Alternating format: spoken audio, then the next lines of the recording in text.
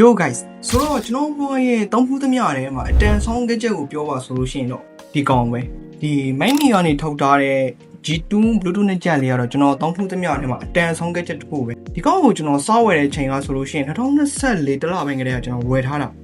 ဆိုတော့ကျွန်တော်ခုချိန်လေးဆိုလို့ရှိရင်ကျွန်တော်တောင်းနေတာဒီ2026ဆိုလို့ရှိရင်3နှစ်နီးပါးတော့ရှိပြီပေါ့နော်ကျွန်တော်2နှစ်ခွဲ3နှစ်နီးပါးတော့ရှိပြီ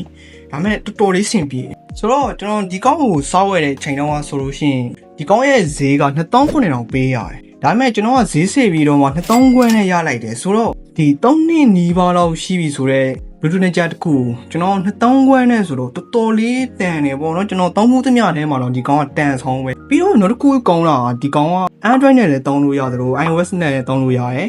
ပြီးတော့ laptop နဲ့လည်းတောင်းလို့ရတယ်ဒါတော်တော်လေး fine ဆိုတော့တောင်းရတာတန်တယ်ဆိုတာကလည်းတောင်းတဲ့သူပုံမှာလည်းအများကြီးမူတည်တာပေါ့နော်ကျွန်တော်တွေ့ရတော့တော်တော်လေးဆင်ပြေတယ် battery life ကလည်းတော်တော်လေးကောင်းသေးတယ်ကျွန်တော်ပုံမှန်ဆိုလို့ရှိရင်တော့တရက်အားသွင်းလို့ရှိရင်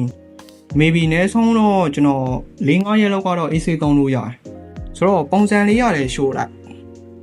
တော်တော်လေးပြပြင်ရမလား Apple လိုဘာလိုကတော့ design နဲ့ရှိရပေါ့နော်အောက်မှာလည်းသူက lightning port လေးနဲ့တော်တော်ဆင်ပြေတယ်ဘယ် brand မှလည်းကျွန်တော် sponsor ပေးထားတာလည်းမဟုတ်ဘူးကြော်ညာခိုင်းထားတာလည်းမဟုတ်ဘူးဒီမြန်မာနိုင်ငံမှာကျွန်တော်မြင်နေတဲ့ Gadget တို့ Remax တို့ Mindme တို့ဆိုလို့ရှိရင်ကျွန်တော်လုံးဝမကြိုက်ဘူးဒါပေမဲ့ဒီ Mindme ကနေထုတ်ထားတဲ့ဒီကောင်လေးကတော့တော်တော်လေးကြိုက်တယ်ကျွန်တော် Bluetooth နဲ့ကြလေးဝယ်မယ်ဆိုပြီးတော့မှစဉ်းစားနေတဲ့သူတွေဆိုလို့ရှိရင်တော့ကျွန်တော်တို့ဒီကောင်ကို recommend အပြည့်အဝပေးတယ်ဒီဗီဒီယိုလေးကတော့ဒီလောက်ပါပဲစောင့်ကြည့်ကြပေးကြတဲ့အတွက်အားလုံးကျေးဇူးတင်ပါတယ် Thank you guys